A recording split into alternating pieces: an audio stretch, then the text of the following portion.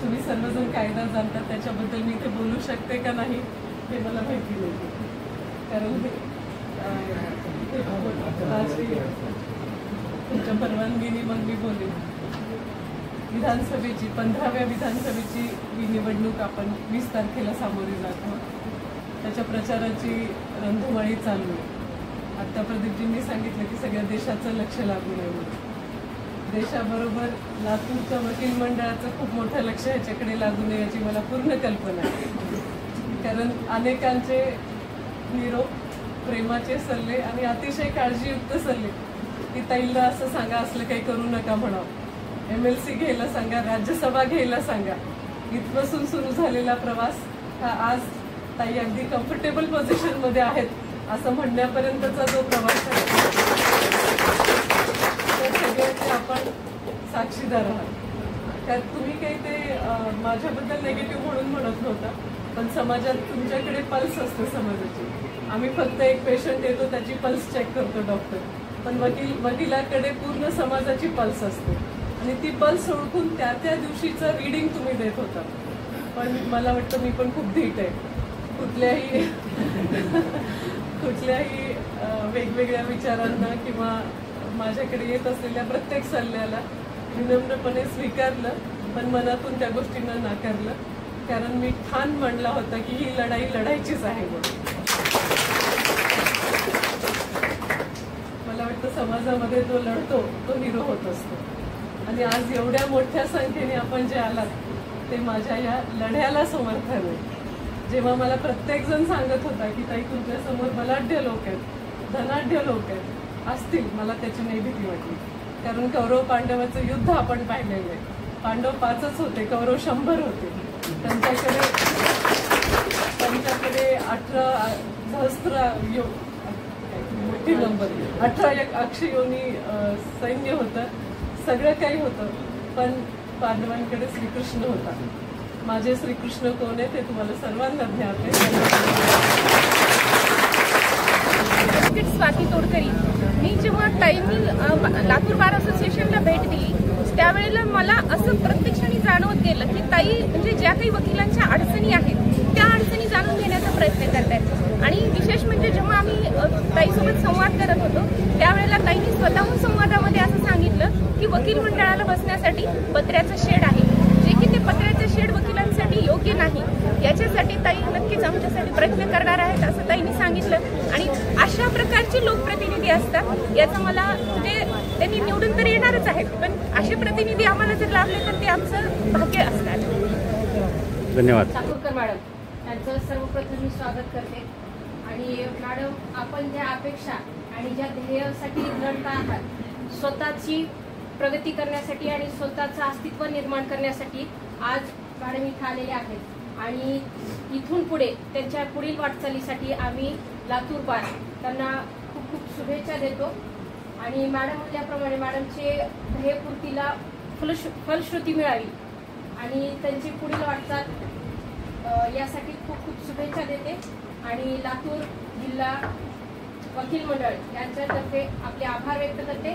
आणि सर्व ज्येष्ठ विधिज्ञ मंडळी आणि सर्व विधिज्ञ यांचे मी आभार व्यक्त करते. आपण मोठ्या संख्येने मॅडमचं स्वागत आणि सत्कार करण्यासाठी इथं आलात, त्याबद्दल आपलेही खूप आभार. धन्यवाद.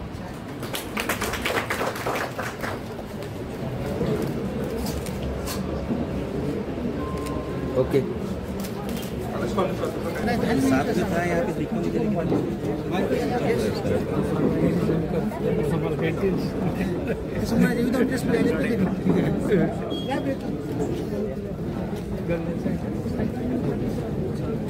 चले अजय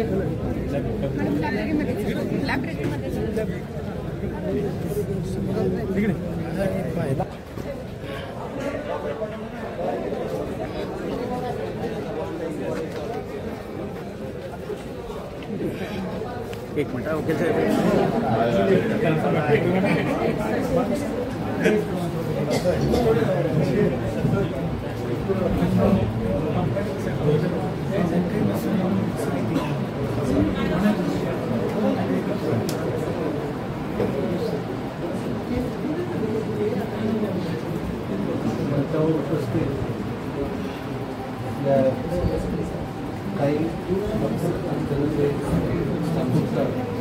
मंडळाचे अध्यक्ष लेकर सचिव गंगणे, कोषाध्यक्ष कुलकर्णी व इतर सर्व पदाधिकारी, कोषाध्यक्षही उपस्थित सर्व सिनियर मंडळी. आपल्या वकील मंडळाची परंपरा मोठी आहे. आदरणीय शिवराज पाटील चाकूरकर साहेब आपल्या वकील मंडळाचे लाईफ मेंबर आहेत. तसंच त्यांनी देश पातळीवर नेतृत्व केलेलं आहे. आपल्या बारमधून बरेचसे जजेस झालेले आहेत. डायरेक्ट डिस्ट्रिक्ट जजेस असतील, JLFC असतील आणि हायकोर्ट जजेस पण झालेले आहेत. त्या सर्वांचा नावलौकिक आहे. काही या बारमधून बरेचसे जजेस झालेले आणि सर्वांचं नावलौकिक आहे. आपल्या बारचं कुठेही नाव खराब होईल असं कोणीही वर्तणूक केलेली नाही. त्यामुळं या बारचा सुसंस्कृतपणा आहे आणि लातूर वकील मंडळाची परंपरा आहे, मोठी परंपरा आहे. आणि त्या परंपरेतून हरिश्चंद्र रेड्डी ॲडव्होकेट सिनियर असतील, गोमारे साहेब असतील किंवा KV कुलकर्णी असतील, गोपीन साहेब असतील आणि भारतलाल वाजपेयी साहेब असतील, सर्व सिनियर मंडळींनी या प्रतिनिधित्व केलेलं आहे. आणि आता आपण या मंडळास भेट दिलेली आहे. तरी मी एवढं आपला वेळ घेत नाही, कारण सगळेजण आपल्याला ऐकण्यास आतुर आहेत. तर आपण अगोदर सत्कार आणि परिचय. खांडेकर साहेब बोला. लातूर जिल्हा वकील मंडळाच्या वतीनं ॲडव्होकेट अर्चनाताई पाटील यांचं हार्दिक स्वागत करतो. त्यांना त्यांच्या पुढील वाटचालीसाठी हार्दिक शुभेच्छा देतो. एक लोकप्रतिनिधी व्हावे असे त्यांना सदिच्छा व्यक्त करतो. आणि काही लोकप्रतिनिधी झाल्यानंतर लातूर जिल्हा वकील मंडळाच्या समस्याकडेही लक्ष देतील अशी सदिच्छा व्यक्त करतो. धन्यवाद. लातूर शहर विधानसभा मतदारसंघाचे महायुतीचे अधिकृत उमेदवार, देशाचं लक्ष केंद्रित केलेलं आहे लातूर विधानसभा मतदारसंघ 235. खरं तर ताईंचं आमच्या या वकील मंडळाच्या परिवारामध्ये हार्दिक स्वागत आहे. आमचा हा बार विविध पक्षाचा जरी मध्ये काम करत असलेला बार असला तरी कुठल्याही प्रकारचा राजकीय लवलेश आमच्या ह्या जिल्हा वकील मंडळामध्ये नसतो. पण उमेदवार कसा असावा, माणूस कसा असावा, लातूरकरांची जाण आणि लातूर शहराचा विकास जोपासणाऱ्या लोकांच्या पाठीशी कायम लातूर शहर आणि हा विविध माध्यम असलेला आहे. मी सर्वप्रथम लातूर जिल्हा वकील मंडळाच्या वतीनं ताईंचं या ठिकाणी स्वागत करण्यासाठी सन्मान्य अध्यक्ष, सन्मान्य आमचे सर्व सहकारी यांना विनंती करतो की त्यांनी त्यांचं शॉल पुष्पगुच्छ देऊन स्वागत करायचं आहे.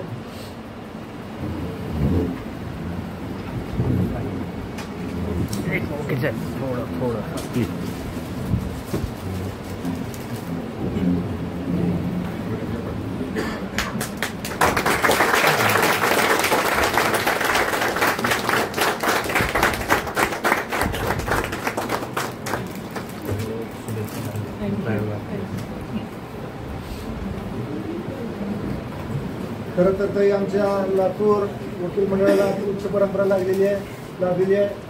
सर्वोच्च न्यायालयाचे न्यायमूर्तीपासून डिस्ट्रिक्ट न्यायालयाचे न्यायाधीश म्हणून, JLFCचे आणि APPचे सर्व सहकारी म्हणून काम करत आहेत. राजकीय पार्श्वभूमी तर खरंच आपल्याला सांगण्याची आवश्यकता नाही आहे. देशाचं नेतृत्व करणारे, महाराष्ट्राचं नेतृत्व करणारे सुद्धा सन्मान्य देशाचे नेते, लातूरचे सुपुत्रांनी सुद्धा आमच्या लातूर जिल्हा वकील मंडळाची मान कायम उंचावर ठेवलेली आहे. खरं तर आपल्याला सुद्धा शुभेच्छा आहेत. आपण अल्पावधीतच या लातूर जिल्हा वकील मंडळाच्या ग्रंथालयामध्ये आपण उपस्थित आलेले आहे. खरं तर आपल्याला ऐकण्यासाठी, आपल्याला बोलण्यासाठी, आपल्याशी संवाद साधण्यासाठी आमची वकील बांधव या ठिकाणी उपस्थित आलेले. मी जास्तीचं काही बोलून आपला वेळ घेणार नाही. लागलीच मी चितळे साहेब, अध्यक्ष साहेब, लागलीच मी त्यांना विनंती करतो की आपण सुद्धा मनोगत व्यक्त करावं घेऊन करतो.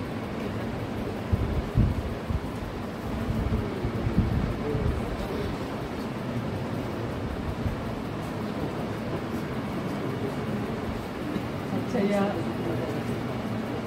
लायब्ररी आहे ना, लातूर कोर्टाच्या या लायब्ररीमध्ये तुमच्या सर्वांच्या समवेत तुमच्या लंच ब्रेकमध्ये सर्वप्रथम भेटून मी मधापासून बघते की आपण सर्वजण पहिलं माझ्या गेटवर छान स्वागत झालं. तदनंतर सगळी जी माझ्यावर माझ्या परिवारावर प्रेम करणारी सर्व जे पारिवारिक स्नेही आहेत त्यांच्या समवेत पूर्ण कोर्टचा राऊंड घेतला आणि इथे आम्ही लायब्ररीतून फिरालो. या मंचावर आसनस्थ ॲडव्होकेट शरद इंगळे अध्यक्ष, उपाध्यक्ष खांडेकर, ॲडव्होकेट खांडेकरजी, आमचे पारिवारिक स्नेही प्रदीप रंगेजी, उपस्थित सर्वजण, कारण नाव घ्यायला लागलं तर कमीत कमी 50% लोकांची नावं मला माहिती नाही. माझ्या समवेत आलेले माझे जावई ॲडव्होकेट कुशाग्र, ॲडव्होकेट प्रतीक माझे लिगल लॉयर आहेत, सर्वच जण, ॲडव्होकेट सुरेश पाटील आणि आपण सर्वजण. मी ज्या कारणासाठी आले ते तुम्ही सर्वजण कायदा जाणतात, त्याच्याबद्दल मी इथे बोलू शकते का नाही हे मला माहिती नाही, कारण राजकीय तुमच्या परवानगीने मग मी बोलेन. विधानसभेची 15व्या विधानसभेची ही निवडणूक आपण 20 तारखेला सामोरी जात आहोत. त्याच्या प्रचाराची रणधुमाळी चालू आहे. आत्ता प्रदीपजींनी सांगितलं की सगळ्या देशाचं लक्ष लागू आहे म्हणून. देशाबरोबर लातूरच्या वकील मंडळाचं खूप मोठं लक्ष ह्याच्याकडे लागू नये याची मला पूर्ण कल्पना आहे, कारण अनेकांचे निरोप, प्रेमाचे सल्ले आणि अतिशय काळजीयुक्त सल्ले की ताईला असं सांगा, असलं काही करू नका म्हणावं, MLC घ्यायला सांगा, राज्यसभा घ्यायला सांगा. इथपासून सुरू झालेला प्रवास हा आज ताई अगदी कम्फर्टेबल पोझिशनमध्ये आहेत असं म्हणण्यापर्यंतचा जो प्रवास आहे त्या सगळ्याचे आपण साक्षीदार आहात. कारण तुम्ही काही ते माझ्याबद्दल निगेटिव्ह म्हणून म्हणत नव्हता, पण समाजात तुमच्याकडे पल्स असतं समाजाची. आम्ही फक्त एक पेशंट येतो त्याची पल्स चेक करतो डॉक्टर, पण वकिलाकडे पूर्ण समाजाची पल्स असते आणि ती पल्स ओळखून त्या दिवशीचं रीडिंग तुम्ही देत होता. पण मला वाटतं मी पण खूप धीट आहे. कुठल्याही वेगवेगळ्या विचारांना किंवा माझ्याकडे येत असलेल्या प्रत्येक सल्ल्याला विनम्रपणे स्वीकारलं, पण मनातून त्या गोष्टींना नाकारलं, कारण मी ठाण मांडला होता की ही लढाई लढायचीच आहे म्हणून. मला वाटतं समाजामध्ये जो लढतो तो हिरो होत असतो आणि आज एवढ्या मोठ्या संख्येने आपण जे आलात ते माझ्या या लढ्याला समर्थन आहे. जेव्हा मला प्रत्येकजण सांगत होता की ताई तुमच्यासमोर बलाढ्य लोक आहेत, धनाढ्य लोक आहेत, असतील, मला त्याची नाही भीती वाटली, कारण कौरव पांडवाचं युद्ध आपण पाहिलेलं आहे. पांडव 5च होते, कौरव 100 होते. त्यांच्याकडे 18 सहस्त्र मोठी नंबर 18 अक्षयोनी सैन्य होतं, सगळं काही होतं, पण पांडवांकडे श्रीकृष्ण होता. माझे श्रीकृष्ण कोण आहे ते तुम्हाला सर्वांना ज्ञात आहे.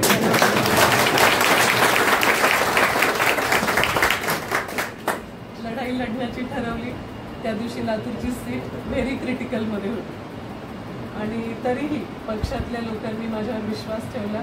आदरणीय देवेंद्र भाऊंनी मी प्रवेशाच्या वेळी कुठलाही शब्द मागितला नव्हता आणि त्यांनी मला दिला नव्हता, पण मागच्या 6 महिन्यामध्ये मी एक दिवसही स्वस्थ बसले नाही. सगळ्यांच्या गाठीभेटी घेतल्या, आपल्यातल्या अनेकांच्या मी गाठी घेतलेल्या आहेत. प्रत्येक ठिकाणी गेले, लोकांमध्ये मिसळले, लोकांचे प्रश्न जाणून घेतले आणि त्याचा फायदा असा झाला की प्रत्येक सर्व्हेमध्ये माझं नाव बऱ्यापैकी 1 नंबरला होतं आणि मग मोठ्या नाट्यमयरित्या पुढं मागं होत उत्सुकता येऊन पहिली लिस्ट आली, दुसरी लिस्ट आली आणि तिसऱ्या लिस्टला माझं नाव जाहीर झालं. त्याच्यामध्ये नाव जाहीर होत असतानाची जी उत्सुकता होती त्या दिवशीच मला जाणवत होतं की फाईट अजून छान होणार आहे. मला कुठल्याही क्षणी मठपती जे आहे तिथे माझ्या चेहऱ्यावर मला ताण आहे ना मला भीती आहे, कारण मी ठरवलं आहे की आपल्याला ही लढाई ही धनशक्ती विरुद्ध जनशक्तीची आहे. ही लढाई जी आहे ती जो एक मोठा नॅरेटिव्ह आपल्या लातूरमध्ये सेट केलेला आहे की लातूरच्या विधानसभेसाठी 100 कोटी लागतात, म्हणजे ज्याच्या खिशात 99 कोटी आहेत तो सुद्धा घाबरत होता की लातूरची निवडणूक लढू का नको. हे सगळ्यांच्या ब्रेनवर आपल्या एकदम मोठं काम केलं गेलं होतं. त्या प्रत्येक गोष्टीला छेद द्यायचा होता, प्रत्येक गोष्टीचा हिशोब पूर्ण करायचा होता, प्रत्येक चॅलेंजला स्वीकारायचं होतं आणि म्हणून मी ही लढाई लढते. मी स्वतःसाठी तर नक्कीच लढते, पण चाकूरकर साहेबांच्यावर प्रेम करणारा मोठा मोठा ग्रुप आहे आणि त्या प्रत्येकाचं मागच्या 10 वर्षामध्ये रोज रोज त्यांचा सगळ्यांचा दबाव असायचा की ताई काहीही करा पण राजकीय प्रतलात या. माझं इतर काम करणं कुणालाही पसंत नव्हतं. प्रत्येकाची इच्छा अशी होती की नाही तुम्ही इलेक्शनमध्येच उभं राहायला पाहिजे आणि लातूरची लढाई लढायला पाहिजे. मध्ये मला काही लोकांनी सांगितलं की ताई लातूरमधून लढू नका, आता भाजपात आलाय तर अहमदपूरला जा. तुमच्यातले अनेक जण आहेत ते ह्याच्यामध्ये येऊन मला सल्ला देणार, पण मी त्यांनाही नम्रपणे सांगितलं की नाही, मी लातूरहूनच लढणार आहे. माझा निश्चय पक्का होता, कारण त्याचं एकमेव कारण होतं की आपल्याला एक अजेंडा होता. आपल्याला पॉझिटिव्ह अजेंडा हा होता की लातूरकरांच्या ज्या वेगवेगळ्या विषयातल्या अडचणी आहेत.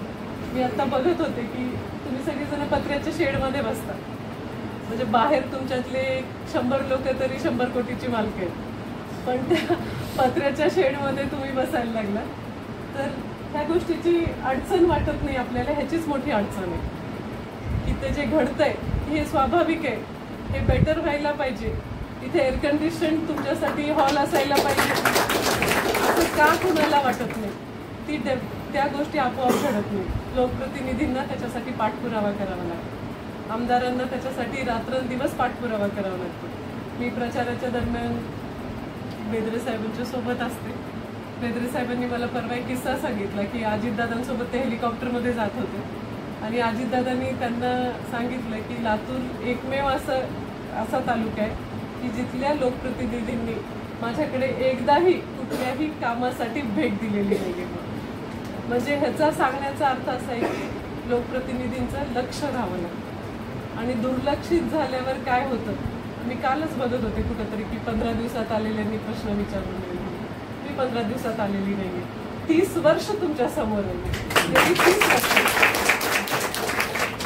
आणि मी प्रश्न विचारत नाही, जनता प्रश्न विचारते. लोकप्रतिनिधींनी जनतेच्या प्रश्नांना सामोरं जाण्यासाठी तयार राहायला पाहिजे. त्याच्यामुळे चिडचिड करून माझ्यावर नाराज होऊन काही होणार जागेबद्दल महत्त्वाचा विषय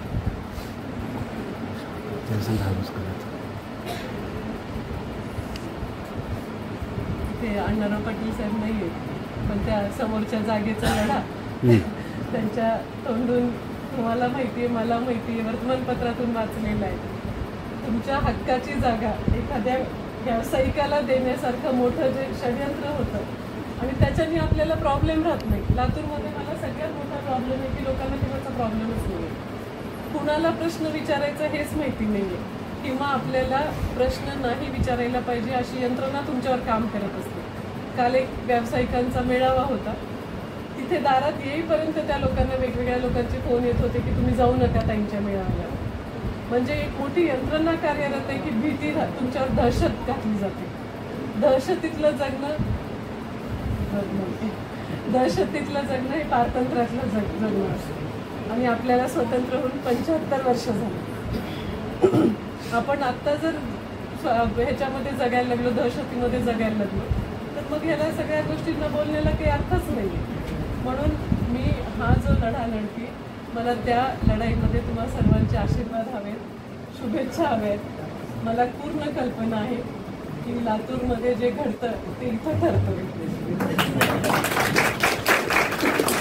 आणि जे बिघडतं ते तर सर्वात आधी इथं ठरतं. म्हणून मी तुम्हा सर्वांना विनंती करणार आहे की ह्या घडण्या बिघडण्याचे आपण भागीदार व्हा. तुम्ही त्याच्यामध्ये मला मदत करा, पर्यायाने भारतीय जनता पक्षाला मदत करा. अनेक जण मला सांगायला लागले की ताई आम्हाला भारतीय जनता पक्ष आवडत नाही, पण आमची तुमच्याबरोबर निष्ठा आहे, काय करायचं म्हणून. प्रश्न अवघड आहे, पण मी एकच म्हणेन की ह्या क्षणाला दोन्हीचा संगम एकच आहे की मी इथली अधिकृत उमेदवार आहे आणि मला मतदान करणं हेच माझ्यावरचं प्रेम आहे, हेच चाकूरकर परिवारावरचं प्रेम आहे. मी कुठलाही साहेबांचा वारसा सांगून मत मागणार नाही. मी काय करणार आहे हे सांगून तुम्हाला मी मत मागणार. मला असं वाटतं की समोरची जी जागा तुमची आहे, तुमच्या अधिकाराची जी जागा आहे, तुमची त्या जागेचं स्टेटस काय आहे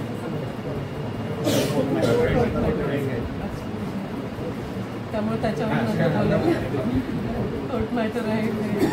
पण ह्या आवारातच, ह्या परिसरातच जर आपल्याला नवीन बिल्डिंग करता येईल, जागा उपलब्ध आहे ह्या परिसरात नवीन बिल्डिंग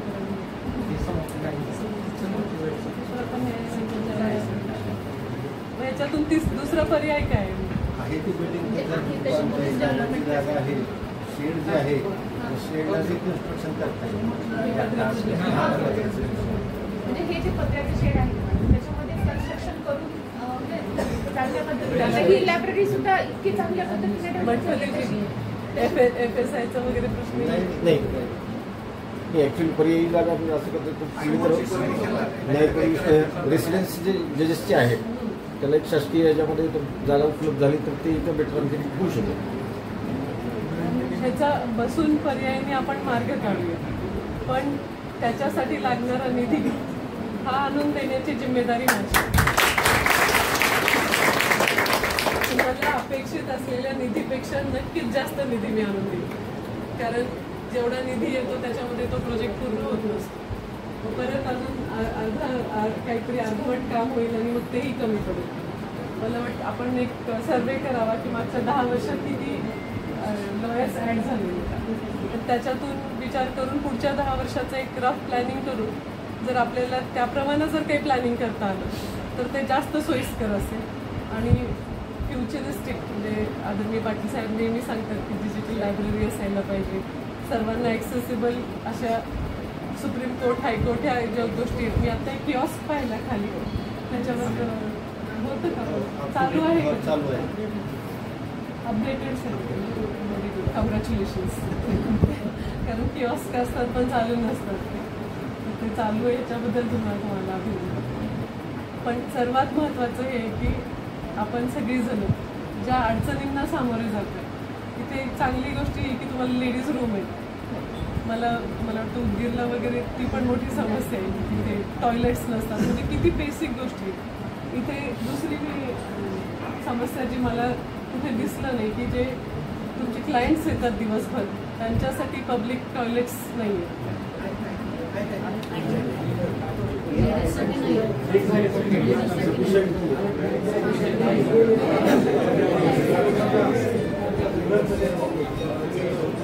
माझ्याकडे एक बाई आली होती, ती प्रेग्नेंट होती. तिने मला ही समस्या सांगितली होती की ताई माझी केस होती आणि तिथे टॉयलेट नव्हतं. पण क्लायंट्स तर लेडीज पण असतात, मग त्यांनी कुठं जावं असं त्याच्यावरती नियोजन तुम्ही करायला पाहिजे असं मला वाटतं. कारण शेवटी त्याही दिवसभर आलेल्या असतात.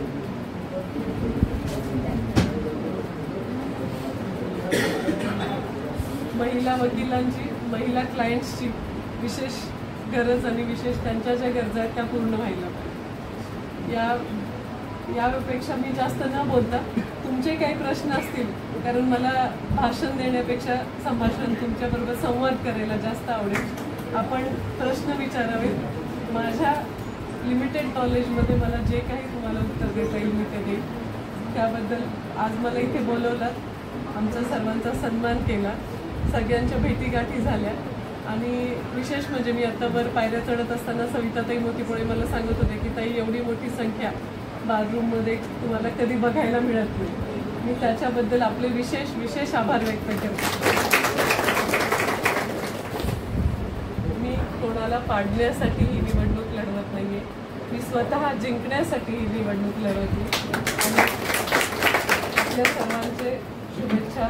आपल्या सर्वांचा भेट पुढचा 8 दिवसच राहिलेले आहेत, त्यामुळं आपण सर्वांनी माझ्यासाठी जिथे जसं शक्य असेल तसा वेळ द्यावा. प्रचारात डायरेक्टली नाही आला तरी जिथून जमेल तिथून प्रचार करावा. आणि येत्या 20 तारखेला मतदान करून 23 तारखेच्या निकालामध्ये आपले आशीर्वाद मला दिसावेत अशी अपेक्षा व्यक्त करत